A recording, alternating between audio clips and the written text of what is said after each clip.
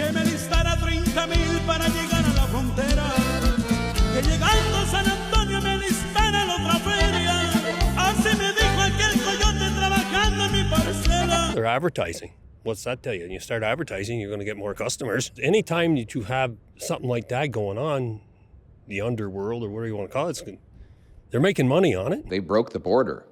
Justin Trudeau broke the border. We didn't have these problems before Justin Trudeau. About a month ago, there that tried to stop the mail girl and get in the van. And another rumor was up in Moores, there was some there that tried to get on a school bus. The last year has been terrible.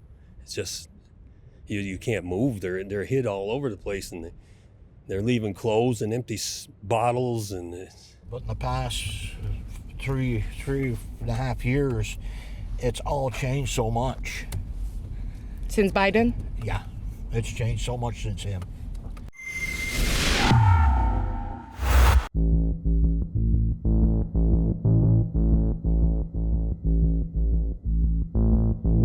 Here is my third report on our border investigation.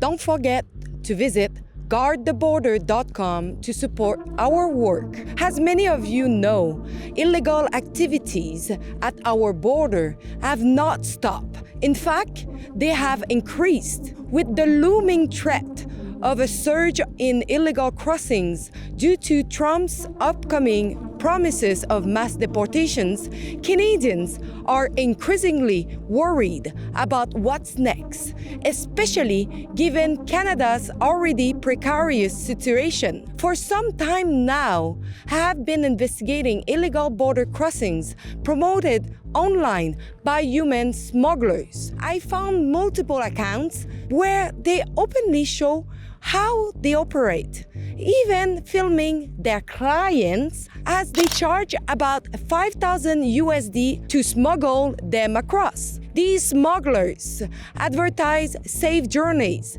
and some videos even show children being transported in cars. These individuals are being eaten in motels after crossing the border.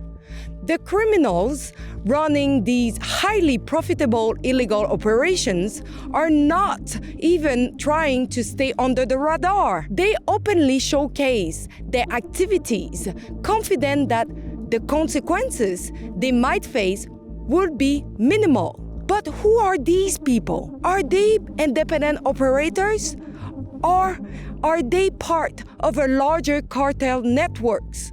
We know that cartels are active at our borders. It has been conveyed that the Mexican cartels are involved in human smuggling operations in Canada, raising the question of whether these crossings are just a piece of much larger operation. In a few of these videos, I noticed recognizable landmarks, and I set out to locate one of these spots. After hours of driving and investigating along the border, we finally identify the location in Churubusco, New York. Right here, where I am standing, is precisely the same spot the smugglers used to film their advertisements. This area is a vast farmland, and I spoke with the owner of a local farm and his neighbor. They shared their insights about the video and the illegal crossings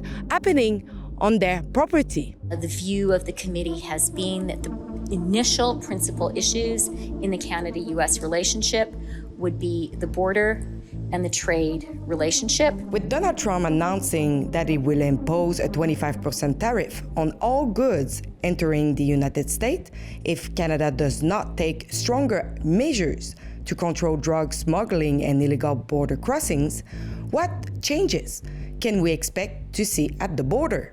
Donald Trump, when he makes statements like that, he plans on carrying them out.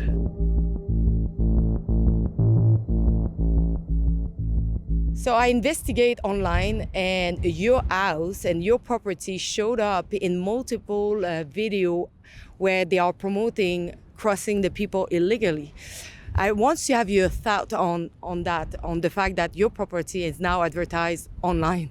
I'd like somebody to do something about it, our government or yours, or it's just too many, You know, you're tripping over these people coming across, and there's going to be more deaths from the weather, the climate. I mean, when they start bringing babies and stuff in and not picking them up is the worst part. They don't get the ride, or the guy gets scared or something and don't pick them up. They come across so many of them. Last year, right in the hay, he went in and took a bale of hay out, and they were burrowed in between the bales in the middle of the winter to stay warm. I mean, they come jumping out of this.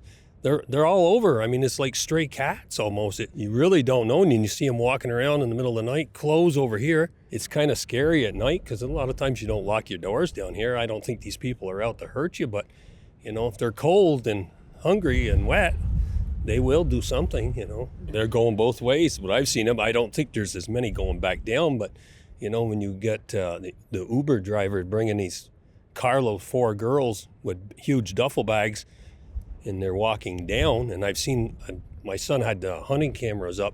There's a lot of them. You'll see them walking down with big duffel bags. Mm-hmm. You know, the long ones over their shoulder.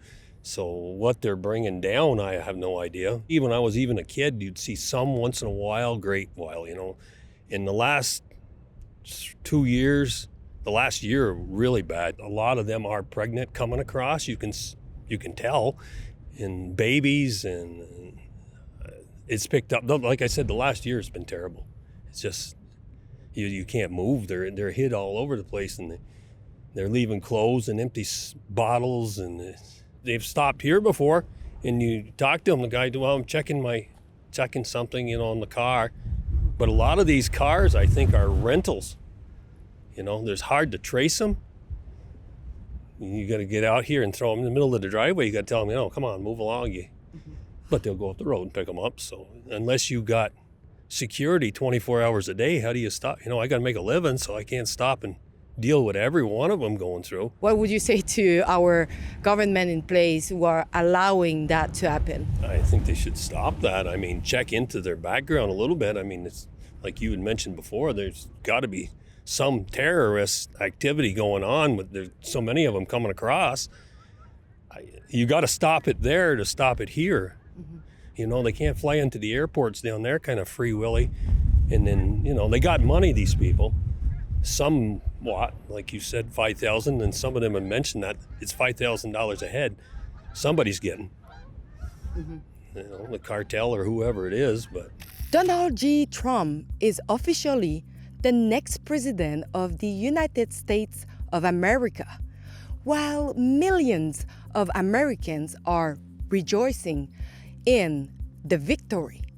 Thousands of others are still concerned about their savings. The unfortunate truth is we still have $35 trillion in debt. The interest on that debt is now larger than our entire defense budget for the first time in history. Plus, the wars that started under Biden are still raging across the globe. What can you do to help protect your savings? Many Americans are already taking action by reaching out to the top-rated precious metals company, Goldco. Right now, Goldco is offering a free gold and silver kit to show you how precious metals like gold and silver could help you diversify your savings before it's too late. Visit rebelnewsforgold.com to get your copy free of charge. Plus, you could receive up to a 10% instant match on bonus silver for qualified accounts. Visit rebelnewsforgold.com to get your copy free of charge. Plus, you could receive up to 10% instant match on bonus silver for qualified accounts. Visit rebelnewsforgold.com. That's rebelnewsforgold.com. Best way to stop it is get your government to put a stop to it. Because I don't know what this guy's going to do. Trump's in office and he's threatening to throw them all back. But I'm taking, you know, a lot of these countries don't want them back. I don't think the Canadian people want them all back down there. They're talking to deporting 12 million people up here. Well, where are you going to put them? And what's the cost going to be? Do you think Canadians should be really concerned? I think so. I think there's a lot of activity, especially with that activity going back down. You know, what they're taking back down. A lot of these coming up that you see, I think are just, you know, families, but the ones going back down, that could be an issue. Do you think in both sides we have enough resources to try to stop what is going on? I'd say if they narrowed in on it and paid attention to it, you know, there's money there. The government always tell you they don't have money, but there's money. Obviously, they're running the place, but they should be a little more concerned with that, I'd say.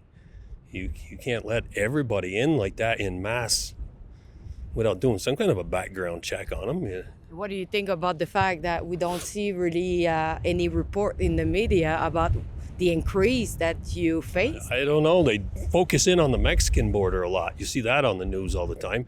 And a lot of the people down there are having, well, issues with them crossing. And first step is down here.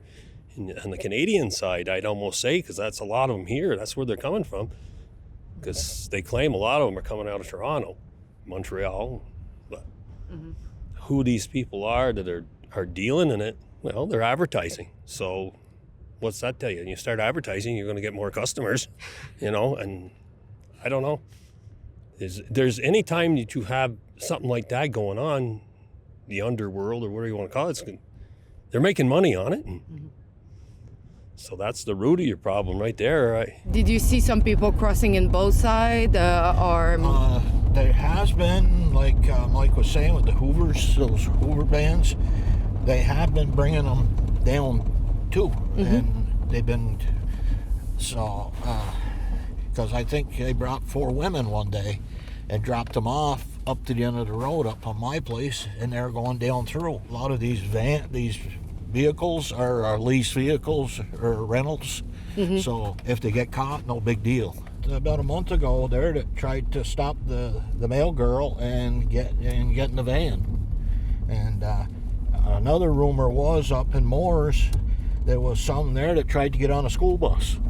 A school bus with kids in it? Yep. How the kids did react? Did they got scared?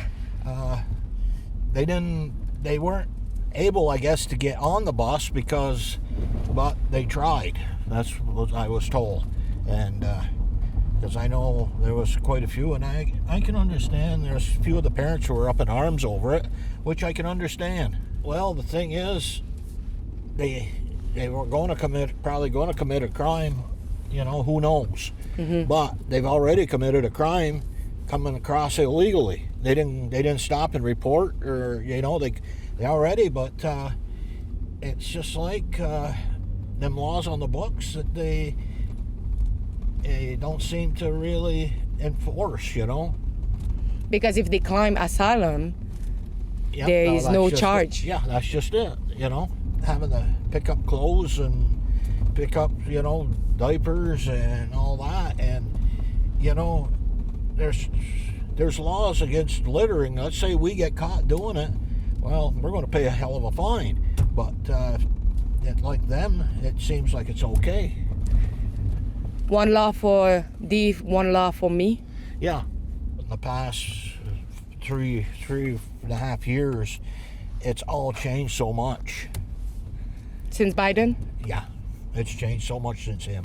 So the ambulance has been back picking up some of them. I guess they even call the ambulance, they call 911, and they've been back. And as far as I know, as of now, the town's still holding the bill because they supposedly Homeland Security won't pay because they were not taken into custody in the spring, and it was weather like this. It was cold, and I think some of them were barefoot and that, and I think that's why they called the ambulance to come and get them.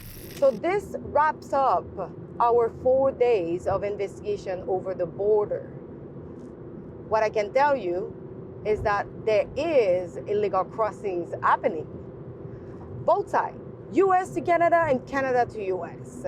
Nothing indicates us that there has been a crazy amount of people from America trying to flee to Canada because of Donald Trump's victory.